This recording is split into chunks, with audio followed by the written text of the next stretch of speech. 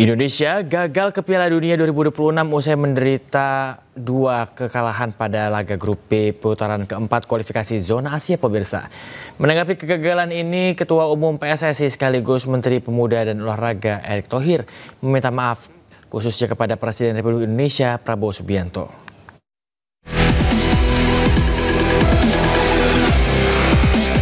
Indonesia gagal ke Piala Dunia 2026 usai menderita 2 kekalahan pada laga grup B putaran keempat kualifikasi zona Asia yang digelar di Jeddah, Arab Saudi pada 9 dan 12 Oktober lalu. 2 kekalahan itu menempatkan Indonesia menjadi juru kunci di grup B dan dipastikan gagal melaju ke pesta sepak bola dunia. Menanggapi kegagalan ini, Ketua Umum PSSI sekaligus Menteri Pemuda dan Olahraga Erick Thohir meminta maaf khususnya kepada Presiden Republik Indonesia Prabowo Subianto. Menteri Pemuda dan Olahraga melaporkan kepada Bapak Presiden sekaligus memohon maaf bahwa timnas kita belum berhasil untuk lolos ke Piala Dunia 2026 itu. Bapak Presiden tentu secara pribadi juga merasa berat hati menerima kenyataan bahwa kita belum berhasil lolos. Tapi sebagai kepala negara, kepala pemerintahan juga menyampaikan untuk mari kita berusaha kembali. Namun Presiden Prabowo juga menegaskan pentingnya menjaga semangat dan mempersiapkan diri menghadapi ajang-ajang besar, termasuk salah satunya Piala Asia 2027 mendatang. Pemirsa, ada sebuah tradisi unik di Bolivia bernama Tinku. Nah, tradisi ini mempertunjukkan atau mempertontonkan masyarakat yang saling memukul untuk menjaga perdamaian.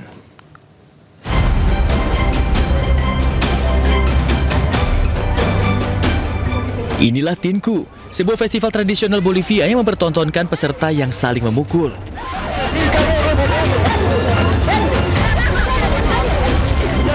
Eits, ini bukan pertengkaran biasa ya, melainkan sebuah tradisi yang telah lama dijalankan di Bolivia. Tradisi ini berangkat dari penyelesaian konflik antara masyarakat yang diharapkan dapat membawa kedamaian ke depannya. Para peserta mengenakan helm kulit sapi tradisional yang disebut montera, berhiaskan bulu-bulu berwarna-warni. Festival ini ditonton antusias oleh warga setempat sebagai bentuk penghormatan kepada leluhur mereka. Tinku berarti pertemuan yang penuh kekerasan dalam bahasa Aymara, bahasa asli Amerika yang digunakan di wilayah Andes.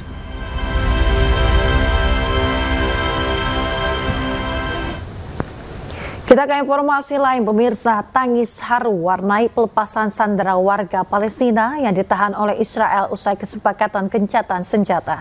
Sejumlah tahanan mengaku mendapat perlakuan semena-mena selama menjadi sandera Israel.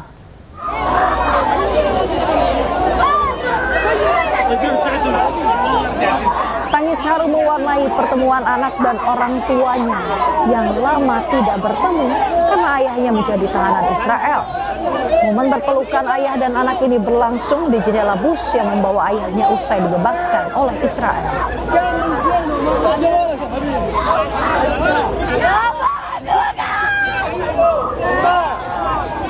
Sementara itu pemirsa, seorang pria tidak kuasa menahan tangis saat dikabari bahwa anak dan istrinya tewas saat dirinya ditahan Israel.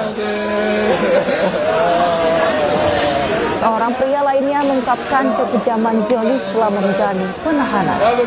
Dirinya menyebut 2 tahun ditahan mendapat perlakuan semena-mena oleh tentara Israel.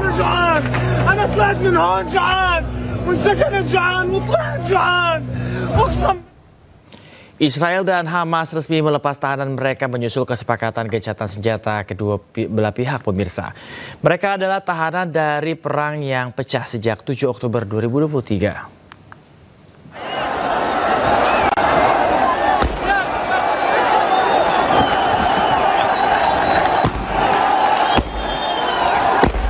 Israel dan Hamas resmi melepas tahanan mereka menyusul kesepakatan gencatan senjata kedua belah pihak.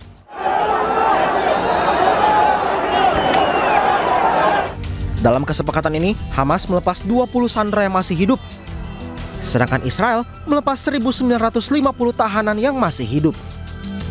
Selain itu, Hamas juga akan melepas sekitar 250 sandera yang sudah tewas. Sedangkan Israel juga akan melepas 375 sandera yang sudah meninggal dunia. Namun proses ini diperkirakan akan memakan waktu lama karena Hamas mengumpulkan jenazah para sandera yang sudah dipastikan tewas.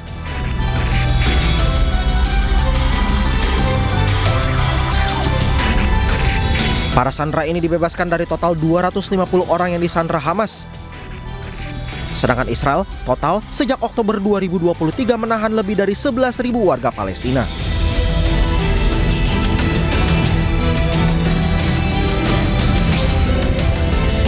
Pertukaran sandera dan tahanan ini diharapkan menjadi akhir dari perang yang sudah berkecamuk sejak Oktober 2023 dan menewaskan sekitar 68.000 jiwa.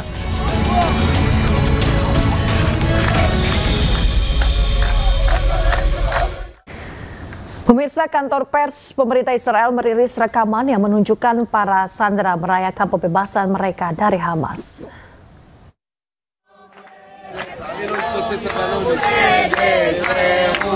Dalam sebuah video yang dirilis kantor pers pemerintah Israel memperlihatkan sandera yang dibebaskan merayakan ulang tahun salah satu kerabatnya yang juga diikuti oleh personel tentara Israel.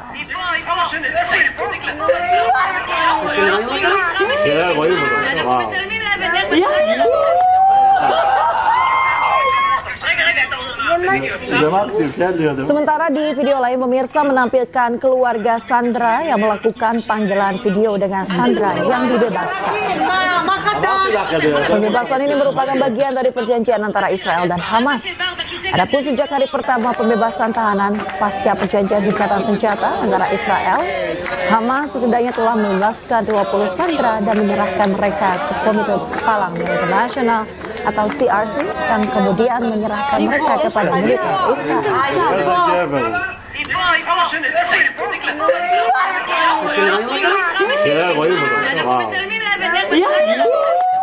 Pemirsa, kehadiran Presiden Prabowo di KTT Perdamaian Gaza dapat pujian dari Donald Trump. Trump puji Prabowo sebagai sosok yang luar biasa.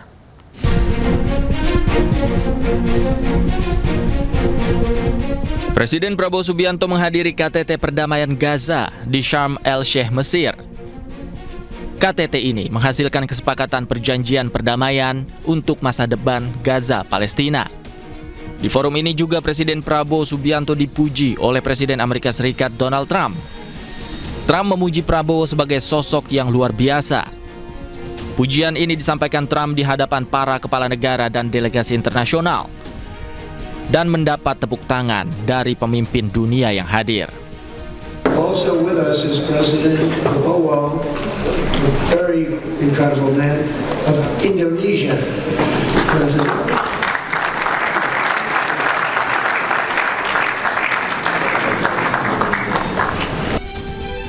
Presiden Trump juga memberikan apresiasi atas kiprah Indonesia dalam diplomasi perdamaian di Gaza, Palestina.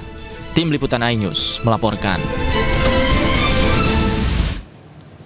Presiden Prabowo Subianto tiba di Lanut Halim Perdana Kusuma, Jakarta setelah hadiri konferensi tingkat tinggi perdamaian Gaza di Mesir. Prabowo tegaskan Indonesia terus mendukung perdamaian di Gaza, Palestina.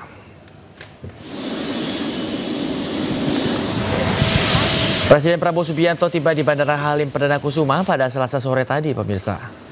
Presiden Prabowo tiba bersama Menteri Luar Negeri Sugiono dan Sekretaris Kabinet Teddy Indra Wijaya. Kedatangan Prabowo disambut sejumlah menteri, antara lain Menteri Sekretaris Negara Prasetyo Hadi, Menteri Pertahanan Syafri Samsudin, Menteri Pemuda dan Olahraga Erick Thohir, dan menteri lainnya. Presiden Prabowo menyatakan bahwa dirinya dan juga 27 kepala negara lainnya melakukan penandatanganan dan perjanjian berkaitan dengan perdamaian di Gaza, Palestina.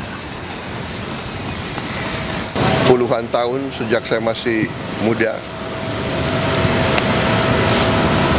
kita terus-menerus mendukung kemerdekaan Palestina, rakyat Palestina. Dan alhamdulillah ya kita bisa berbuat.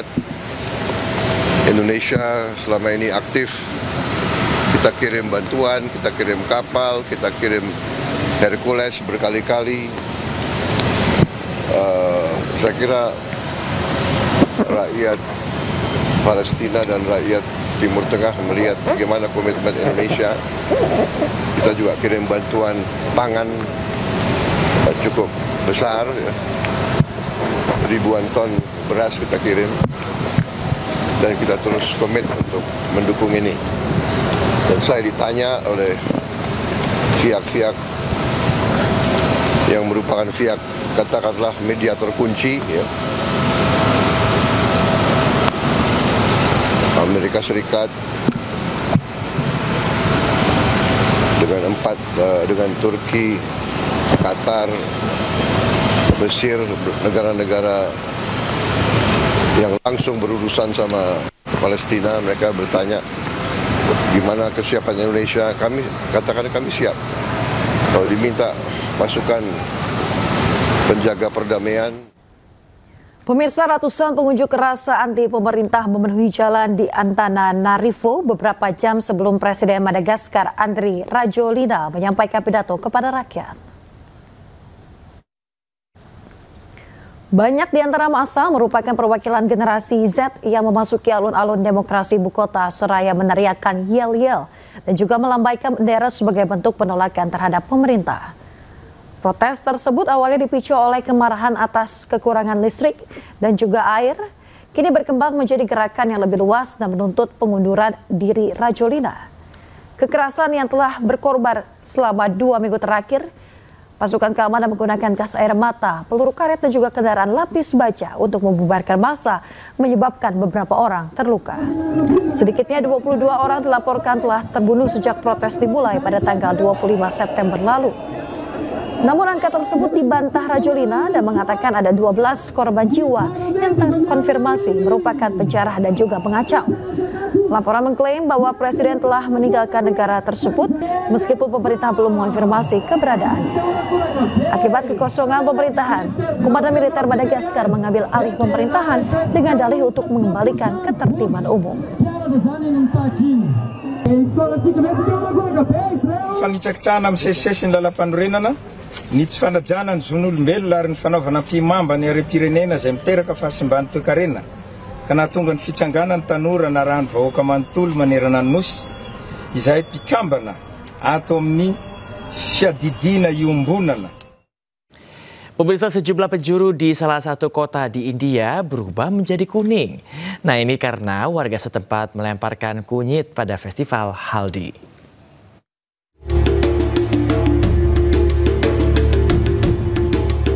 Ribuan umat membanjiri jalan di desa Patan Kodoli di India.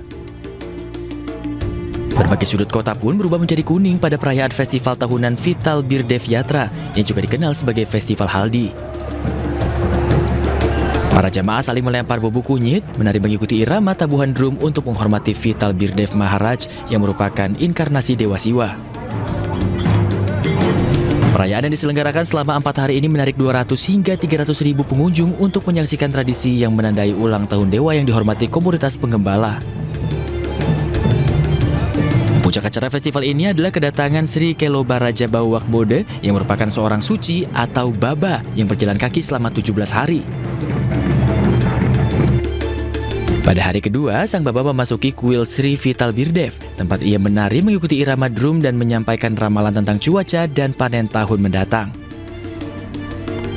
Perayaan berakhir pada hari keempat, saat sang baba memulai perjalanan pulang.